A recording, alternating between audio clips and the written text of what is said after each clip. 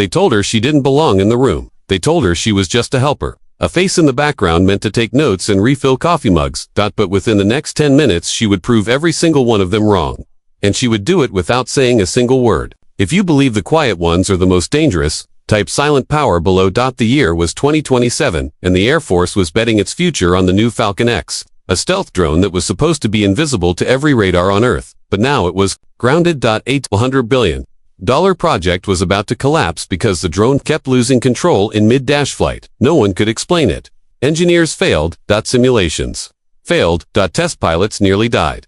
The Pentagon was furious, and every eye was on the team gathered in the operations room. Along the long glass table sat colonels, generals, and contractors worth millions. But in the corner by the wall sat a young woman in a plain uniform, her name not even on the official roster. She sat quietly, head lowered, pretending to type meeting notes. No one noticed how still she was.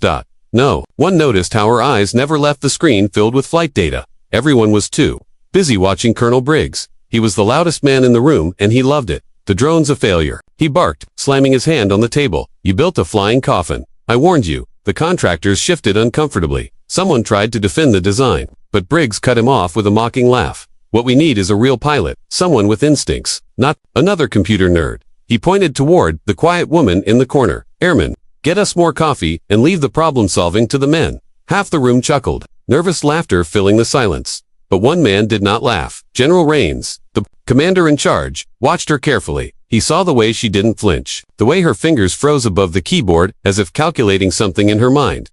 He had seen that before. A long time ago, in the most elite flight school in the world, the meeting dragged on. Numbers flashed on the screen like a dying heartbeat. No one had answers. The Falcon X was about to be canceled, and with it, the careers of everyone in that room. General Rains leaned forward. One last time, he asked, does anyone have another idea? The silence that followed was heavier than steel. And then it happened. The sound of boots on the floor, slow and steady. Every head turned. The airman, the one they had mocked, was walking toward the front of the room. Colonel Briggs rolled his eyes. What is this? A joke? Get back to your desk. She didn't stop. She picked up a marker, uncapped it, and faced the whiteboard. The room went dead silent. Her hand moved fast.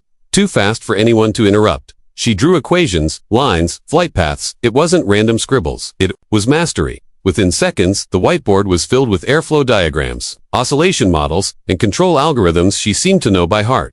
She drew the Falcon X in perfect scale, then circled a small point near its left stabilizer. She turned it into a vortex map showing how tiny pressure ripples multiplied until the drone lost all stability. And then she drew the solution. A minuscule shift in the sensor alignment, a calibration. So small, it looked meaningless, until he realized it erased the vortex entirely. She capped the marker and stepped back. The silence was louder than any explosion.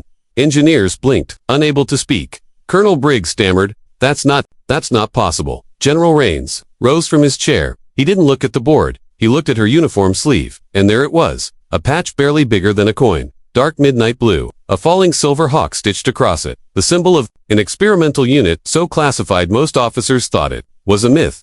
She wasn't a note dash taker, she was one of them, the ghosts, the legends, the ones called only when the possible had to be solved. Now every man in that room knew exactly who they had underestimated.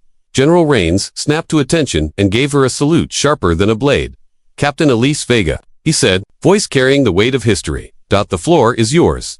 She returned the salute with a single nod. Her silence was more powerful than 1,000 speeches. What happened next became legend overnight. The engineers applied her fix, and within weeks, the Falcon X was reborn.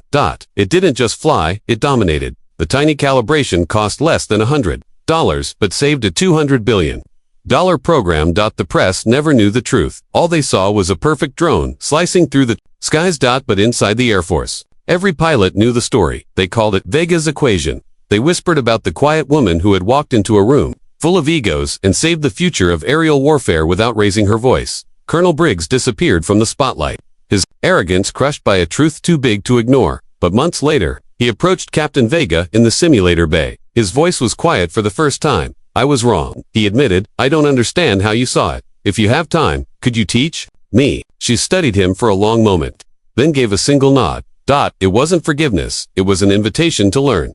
6 months later, the Falcon X was feared across the globe. The Vega calibration was mandatory training for every new operator, and in every squadron ready room, on the wall beside the simulator, there was a photo of her whiteboard filled with equations. Below it, 3 words, burned into memory. Assumptions kill solutions. Her story spread like wildfire. Because it was never about rank or medals, it was about truth. The truth that the quiet professional is always more dangerous than the loud pretender. That real authority is earned in silence, not granted by noise. And that sometimes the most powerful voice in the room is the one that doesn't speak at all.